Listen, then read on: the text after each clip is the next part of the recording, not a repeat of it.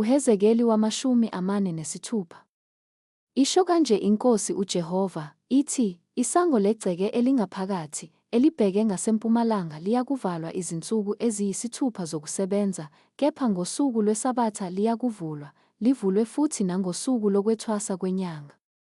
Isikhulu siyakungena ngendlela yompheme wesango ngaphandle, sime ngasensikeni yesango, abaphristi balungise umnikelo waso wokushiswa neminikelo yaso yokuthula, sikhuleke ngasembundwini wesango, bese siphuma, kepha isango aliyikuvalwa kuze kube kusihlwa. Abantu bayakukhuleka esivalweni salelo sango phambi kukaJehova ngamaSabatha nangokwethwasa kwenyanga. Umnikelo wokushiswa isikhulu esiyakunikela ngawo kuJehova ngosuku lweSabatha uyakuba ngamawundlu ayisithupha angenasici nenqama engenasici, umnikelo wempuphu uyakuba yi-efa ngenqama, umnikelo wempuphu owamawundlu ube njengamandla aso, kube yihini lamafutha nge-efa. Ngosuku lokwethwasa kwenyanga kube yiduna elingenasici, namawundlu ayisithupha, nenqama, okungenasici. Siyakulungisa umnikelo wempuphu, i-efa ngenkunzi ne-efa ngenqama, ngamawundlu kube njengamandla aso, kube yihini lamafutha nge-efa. Lapho isikhulu singena, siyakungena ngendlela yompheme wesango, siphume futhi ngendlela yawo. Kepha lapho abantu bezwe bengena phambi kukaJehova emikhosini emisiweyo, ongena ngendlela yesango lasenyakatho ukuyokhuleka uyakuphuma ngendlela yesango laseningizimu, ongena ngendlela yesango laseningizimu uyakuphuma ngendlela yesango lasenyakatho. Kayikubuya ngendlela yesango angene ngalo, kepha kuyakuphunywa kwelimalungana nalo. Ekungeneni kwabo isikhulu siyakuhamba phakathi kwabo, ekuphumeni bayakuphuma kanye.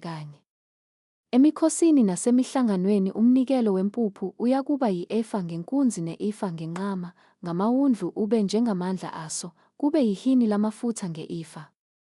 Lapho isikhulu siyakulungisa umnikelo wesihle, umnikelo wokushiswa neminikelo yokuthula ibe ngumnikelo wesihle kuJehova, siyakuvulelwa isango elibheke ngasempumalanga. Silungise umnikelo waso wokushiswa neminikelo yaso yokuthula njengokwenza kwaso ngosuku lweSabatha, bese siphuma, nalapho sesiphumile, isango liyakuvalwa.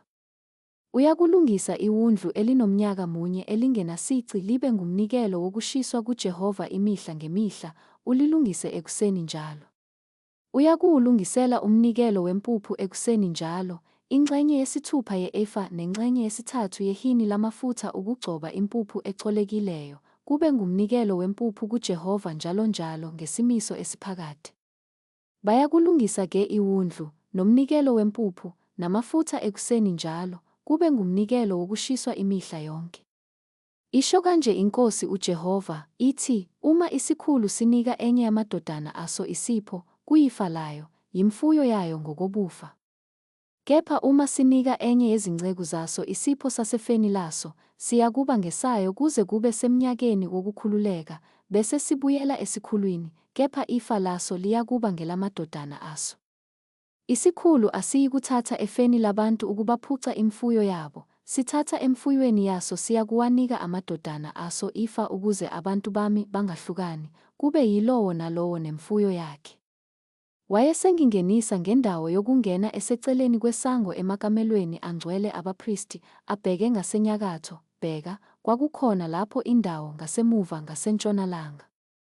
Wathi kimi, nansi indawo lapho abaphristi beyakuphekela khona umnikelo wecala nomnikelo wesono, nalapho beyakwenza khona umnikelo wempuphu, ukuze bangawuphumiseli egcekeni elingaphandle, bangcwelise abantu.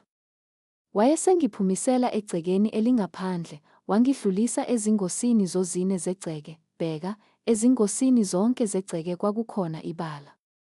Ezingosini zozine zegceke kwakukhona amabala ahlukanisiweyo, ubude buyizingalo ezingama-40, nobubanzi bungezinga-30, lawa omane asezingosini ayeyisilinganiso sinye. Phakathi kwawo ngxazonke zawo omane, kwakukhona ugange olwenziwe lunamaziko phansi ogangeni ngxazonke. Wathi kimi, nazi izindlu zokuphekela izikhonzi zendlu eziyakuphekela kuzo imihlatshelo yabantu.